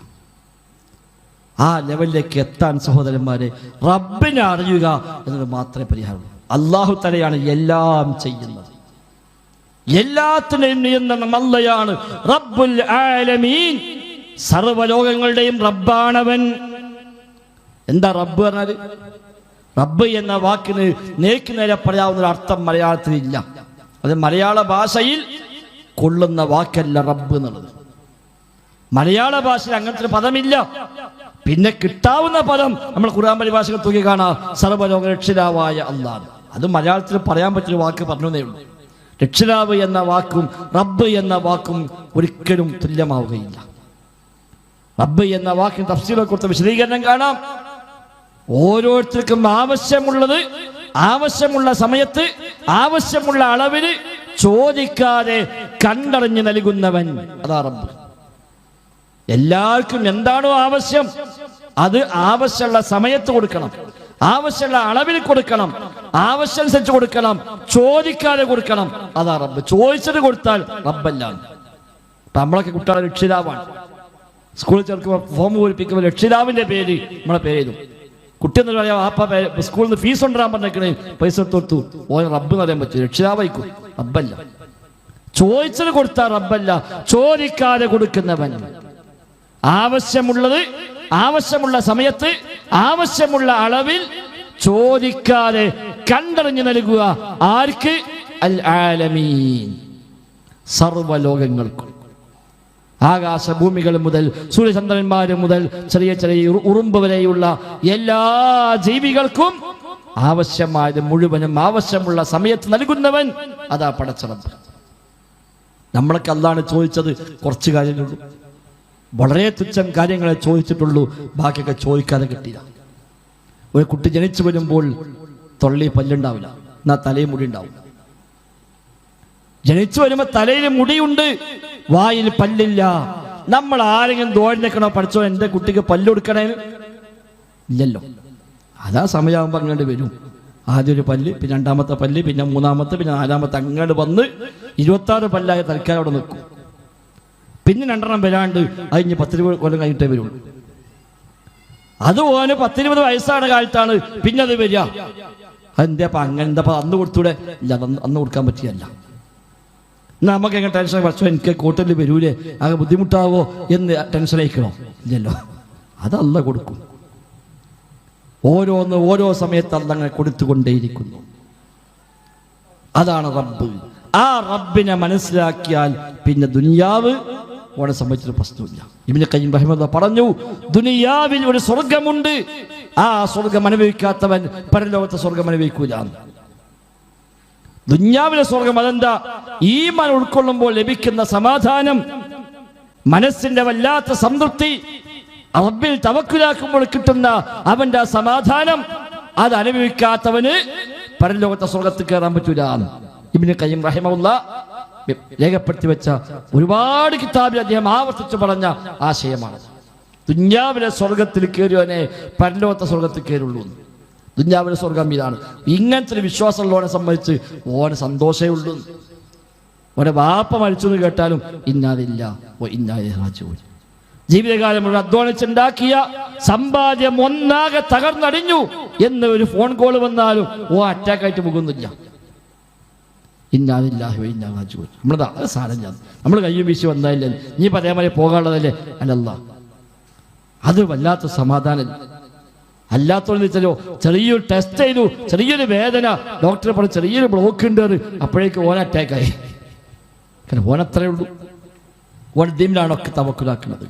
അതുകൊണ്ട് സഹോദരങ്ങളെ, അല്ലാഹുവിനെ അറിയാം. ഈമാൻ കാര്യം ഒന്നാമത്തെ പറഞ്ഞ എന്താ? അൽ ഈമാനു ബില്ലാഹ്, അല്ലാഹു വിശ്വസിക്കുക. അതാണ് അസ്ല്. ഒരു അല്ലാഹുണ്ട് വിശ്വസിക്കുന്നതല്ലത്. അല്ലാഹുണ്ട് നമ്മൾ വിശ്വസിച്ചില്ലെങ്കിലും അല്ലാഹുണ്ട്. ഇപ്പൊ അല്ലാഹ് എല്ലാവരും വിശ്വസിച്ചു, അവിടെ അല്ലാഹ് ഇല്ലാതാവും. അതല്ല ഈമാനിൽ ഒന്നാമത്തത്. പടച്ച റബ്ബിനെ അറിയേണ്ട വിധം അറിയുക, വിശ്വസിക്കേണ്ട വിധം വിശ്വസിക്കുക. അള്ളാന്റെ ഓരോ പേരും വല്ലാത്ത സമാധാനം നൽകുന്ന പേരാണ്. അത് അള്ളാഹ് പറഞ്ഞത് നമുക്ക്. അള്ളാന്റെ പേര് അതൊക്കെയാണ്, വിശേഷണം എന്തൊക്കെയാണ് അള്ളാഹ് പഠിപ്പിച്ചെന്നു, അവന്റെ റസൂൽ സ്വല്ലല്ലാഹു അലൈഹി വസല്ലം തങ്ങൾ പഠിപ്പിച്ചെന്നു. ആ നിലക്ക് റബ്ബിനെ മനസ്സിലാക്കുമ്പോഴാണ് ജീവിതം അർത്ഥപൂർണമായി മാറുന്നത്. അതുകൊണ്ട് അള്ളാഹിനെ കുറിച്ച് പഠിക്കണം, അവൻ നാമങ്ങളെ പഠിക്കണം, വിശേഷങ്ങളെ പഠിക്കണം, പടച്ച റബ്ബിന്റെ മഹത്വങ്ങളെ അറിയണം, റബ്ബിനെ പറ്റി ചിന്തിക്കണം. അള്ളാഹുവിന്റെ സൃഷ്ടിപ്പ്, അവന്റെ പ്രവൃത്തികൾ, അവന്റെ നാമഗുണ വിശേഷണങ്ങൾ, ഇതൊക്കെ പ്രമാണങ്ങളിൽ നിന്ന് പഠിക്കുമ്പോഴാണ് കൂടുതൽ കൂടുതൽ റബ്ബിലേക്ക് മടങ്ങുക. ويتفكرون في خلق السماوات والأرض ربنا ما خلقت هذا باطلا سبحانك فقنا عذاب النار. അള്ളാഹിനെ പറ്റി ഓർക്കുന്നവർ, ആകാശഭൂമികളുടെ സൃഷ്ടിപ്പിനെ പറ്റി ചിന്തിക്കുന്നവർ, ചിന്തിച്ചത് എന്താ ഉണ്ടാകുക? റബ്ബനാ മാ ഖലഖ്ത ഹാദാ ബാത്തില, റബ്ബേ ഇതൊന്നും നീ വെറുതെ ഉണ്ടാക്കിയതല്ല, ഈ ആകാശം ഈ ഭൂമിയും ഈ കാണുന്ന മുഴുവനും നീ വെറുതെ സൃഷ്ടിച്ചതല്ല റബ്ബേ, അതുകൊണ്ട് സുബ്ഹാനക് നീ എത്ര പരിശുദ്ധനാണ്. ഫഖിനാ അദാബന്നാർ, നരക ശിക്ഷയിൽ നിന്ന് കാക്കണേ അല്ലാഹ് എന്ന തേട്ടം ഉള്ളിന്ന് പുറത്തേക്കേണ്ടി വരും. ആ റബ്ബിനെ മനസ്സിലാക്കാതെ പോകുമ്പോഴോ പലരെയും അള്ളാഹിനെ പോലാക്കും, അള്ളാഹിനെ പടപ്പാളെ പോലാക്കും, റബ്ബിനെ പടപ്പാളെ പോലാക്കും, പടപ്പാളെ പഠിച്ചവനെ പോലാക്കും. അതെന്താ കാരണം? അള്ളാഹിനെ മനസ്സിലായിട്ടില്ല. അപ്പോഴാണ് CM അടവൂര് ലോകം നിയന്ത്രിക്കുന്നൊക്കെ പറയുന്നത്. ലോകം മൊത്തം നിയന്ത്രിക്കാൻ CM അടവിന് പറ്റുന്നത് എങ്ങനെ ഒരു മനുഷ്യന്മാർക്ക് പറയാൻ കഴിഞ്ഞത്? പഠിച്ചവനെ മനസ്സിലായിട്ടില്ല. അതുകൊണ്ടാണ് എവിടുന്ന് വിളിച്ചാലും പലരും ഉത്തരം ചെയ്യുമെന്ന് പടപ്പിനെ പറ്റി എങ്ങനെ പറയാൻ കഴിയുന്നു? അള്ളാഹനെ മനസ്സിലാക്കാത്തതുകൊണ്ട്. ഭാഷ പ്രശ്നമല്ല, ദേശം പ്രശ്നമല്ല, ആവശ്യം പ്രശ്നമല്ല, സമയം പ്രശ്നമല്ല. വല്ല നിലത്തീനും എന്നെ വിളിപ്പോർക്ക് വൈപൂടതുത്തീരം ചെയ്യും ഞാനെന്നോ അവർ. ഏത് സ്ഥലത്ത് നിന്ന് ആരെന്നെ വിളിച്ചാലും ശരി, വായ പൂടും മുമ്പ് ഞാൻ ഉത്തരം ചെയ്യാമെന്ന് മൊയ്തീൻ ഷെയ്ഖ് പറഞ്ഞു എന്ന് കോഴിക്കോട്ട് എഴുതിച്ചപ്പോ അതെങ്ങനെ വിശ്വസിക്കാൻ നമുക്ക് പറ്റിയത്? അള്ളാഹനെ മനസ്സിലാക്കാത്തോണ്ട, ദീന് മനസ്സിലാക്കാത്തോണ്ട. അല്ലെങ്കിൽ പടച്ചറബിനോട് തുല്യപ്പെടുത്തുന്ന ഒരു വാക്ക് പോയിട്ട് അങ്ങനെ സംഗതി സങ്കല്പിക്കാൻ പോലും ഒരു വിശ്വാസിക്ക് പറ്റും. വലം യകുൻ ലഹു കുഫുവൻ അഹദ് എന്ന് ഓതന മനുഷ്യന് പിന്നെ എങ്ങനെയത് പറയാൻ പറ്റുക? അള്ളാഹിനെ പോലെ ഒന്നുമില്ല, അള്ളാഹിനെ പോലെ ആരുമില്ല. ഇത് ആർക്കറിയാത്ത ഈ ആയത്ത് എത്ര വട്ടം നമ്മൾ ഓതിയത്? വലം യകുൻ ലഹു കുഫുവൻ അഹദ്. എന്നിട്ടും അപ്പുറത്ത് പോയിട്ട് പറയാ അല്ല കാണും പോലെ കാണും, അല്ല കേൾക്കും പോലെ കേൾക്കും, വിളിച്ചാൽ ഉത്തരം കിട്ടും, ലോകം മൊത്തം നിയന്ത്രിക്കും, എവിടെ വിളിച്ചാലും ഓടിയെത്തും എന്നൊക്കെ പറയുന്നു ആര്? വലം യകുൻ ലഹു കുഫുവൻ അഹദ് ഓതന മനുഷ്യൻ തന്നെയാണ്. സഹോദരങ്ങളെ, റബ്ബിനെ മനസ്സിലാക്കിയാൽ അത് പറയാൻ കഴിയും. നബിന്റെ അടുത്ത് പറഞ്ഞ നബിയെ, പടച്ചോനെ നിങ്ങളും ഉദ്ദേശിച്ചാൽ ആ കാര്യമുണ്ടാകും. അല്ലാഹും റസൂലും വിചാരിച്ചാൽ എന്താ നബി പറഞ്ഞത്? നീ എന്നെ അള്ളാഹിനടുത്ത് പോലെ ആക്കാണോ? നീ എന്നെ അള്ളാഹിനെ പോലെ ആക്കാണോ എന്ന നബി തിരിച്ചവിടെ ചോദിച്ചു. അല്ല, ശരി തന്നെയാണ്, ഞാനും വിചാരിച്ചാൽ ഉണ്ടാവുള്ളൂ എന്നല്ല പറഞ്ഞത്. നീ എന്നെ അള്ളാഹിനെ പോലെ ആക്കാണോ എന്നാ ചോദിച്ചത്. അതാ നബിതങ്ങൾ തിരിച്ചു പഠിപ്പിച്ച പാഠം. ഇവിടെ നേരെ മറിച്ചാണ്. അതുകൊണ്ട് സഹോദരങ്ങളെ, റബ്ബിനെ കുറിച്ച് പഠിക്കാൻ, അള്ളാഹിനെ അറിയാൻ, ആ റബ്ബിലേക്ക് അടുക്കാൻ നമ്മൾ ശ്രമിക്കുക. റബ്ബിലേക്ക് അടുക്കുക. ഇബാദാത്തുകൾ അള്ളാഹ്ക്ക് വേണ്ടിയല്ല, നമുക്ക് വേണ്ടിയാണ്. നമ്മളൊക്കെ അവിടെ നിസ്കരിച്ചാൽ അള്ളാഹ്ക്ക് വല്ലതും കിട്ടാനുണ്ടോ? ഒന്നും കിട്ടാനില്ല. നമ്മൾ നോമ്പോറ്റു, അള്ളാഹ്ക്ക് വല്ലതും കിട്ടാനുണ്ടോ? പകൽ ചോറുന്നില്ല, രാവിലെ നാസ്തയിച്ചില്ല, വൈകുന്നേരത്തെ ചായയും കുടിച്ചില്ല, പകല് ഫുള്ള് പട്ടിണി ഇടുന്നു, അള്ളാഹ്ക്ക് എന്താ കിട്ടാനുള്ളത്? ഒന്നും കിട്ടാനില്ല. നമ്മളെല്ലാവരും കുറെ സ്വതക്ക ചെയ്തു, കുറെ ദിക്ർ ചൊല്ലി, കുറെ ദുആ ചെയ്തു, കുറെ സ്വലാത്ത് ചൊല്ലി, ഹജ്ജിന് പോയി, ഉംറയ്ക്ക് പോയി, അള്ളാഹ്ക്ക് എന്താ കിട്ടാൻ? ഒന്നും കിട്ടാനില്ല. ആരും ഒന്നും ചെയ്തില്ല. എല്ലാ പള്ളിയും ഒഴിവാക്കി, ഒക്കെ അടച്ചു പൂട്ടി. ഞാൻ അത്ര മതി, ആട് നിസ്കരിക്കണ്ട, ആട് നോമ്പ് വയ്ക്കണ്ട, പഠിച്ചോ എന്താ കാട്ടാൻ നോക്കാനും. എന്താ കാട്ടാൻ? പടച്ചറപ്പിൽ അതുകൊണ്ട് നഷ്ടം വല്ലതും ഉണ്ടോ? ഒന്നുമില്ല. ഇബാദത്ത് ശുക്റാണ്, നന്ദിയാണ്. ഇബാദത്ത് ശുക്റാണ്, നന്ദിയാണ്. അല്ലാഹ്ക്ക് നമ്മൾ ആവശ്യമൊന്നുമില്ല, പടച്ചറബ് നമ്മൾ ആവശ്യമില്ല. യാ അയ്യുഹന്നാസ് അൻതുമുൽ ഫുഖറാഉ ഇലല്ലാഹ് വല്ലാഹു ഹുവൽ ഗനിയ്യുൽ ഹമീദ്.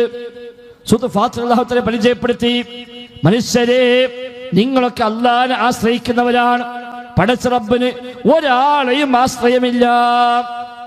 അല്ലാഹ് ഗനിയാണ്, ഒരാളെയും ആവശ്യമില്ല.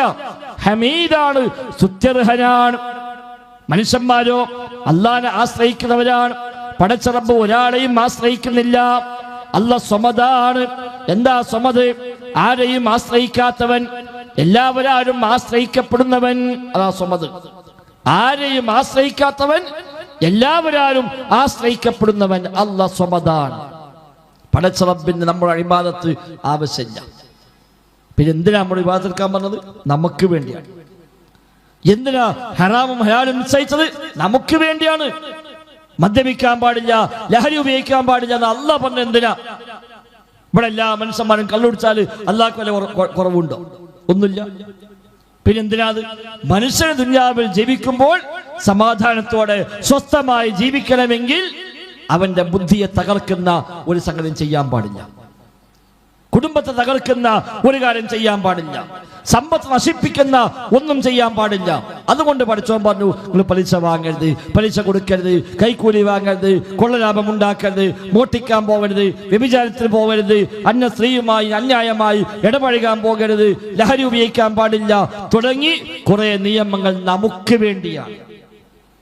നമ്മുടെ വീട്, നമ്മുടെ കുടുംബം, നമ്മുടെ സമൂഹം, നമ്മുടെ നാട്, നമ്മുടെ ശരീരം, അതെല്ലാം സുരക്ഷിതമായി നിലനിൽക്കണമെങ്കിൽ ഈ നിയമങ്ങൾ നമുക്ക് ആവശ്യമാണ്. അതുകൊണ്ടാണ് പഠിച്ചോൻ പറഞ്ഞത്, അത് കാണാൻ പാടില്ല, ഇത് കേൾക്കാൻ പാടില്ല, അങ്ങോട്ട് നോക്കാൻ പാടില്ല, ഇത് ചെയ്യാൻ പാടില്ല, അത് കഴിക്കാൻ പാടില്ല, ഇത് ഉടുക്കാൻ പാടില്ല, അത് കുടിക്കാൻ പാടില്ല എന്നൊക്കെ പറഞ്ഞത് നമുക്ക് വേണ്ടിയാണ്, അല്ലാതെ പഠിച്ചോന് വേണ്ടിയല്ല. ഇത് പാലിച്ചാൽ പഠിച്ചോം അതിൽ നമുക്ക് കൂലി വളർത്തലാണ്. നമുക്ക് വേണ്ടി നിയമം വെച്ചിട്ട് ആ നിയമം നമ്മൾ പാലിച്ചാൽ അതിന് പഠിച്ചോം കൂലി തരാം. അപ്പൊ എത്ര അല്ലാഹുവിന്റെ റഹ്മത്ത്, നിയമം വെച്ച് നമുക്ക് വേണ്ടി, പാലിച്ചാൽ നേട്ടം നമുക്ക്.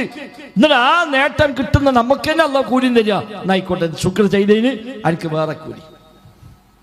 അതാ ഇബ്നു തൈമിയ്യ റഹിമഹുല്ലാഹ് പറഞ്ഞ്, ഒരൊറ്റ നിഅമത്തിന് ശുക്ർ ചെയ്യാൻ ഒരു മനുഷ്യന് കഴിയില്ല. കാരണം എന്താ? ഒരു നിഅമത്ത് കിട്ടിയാൽ ശുക്ർ ചെയ്യണമെങ്കിൽ അതിന് വേറെ നിഅമത്ത് അനുഭവിക്കണം. ഒരു നിഅമത്ത് കിട്ടിയപ്പോൾ കയ്യൊന്നിങ്ങനെ മടക്കി, ഇതൊരു നിഅമത്താണ്. ഒരു നിഅമത്തല്ല, ഒരുപാട് നിഅമത്താണ്.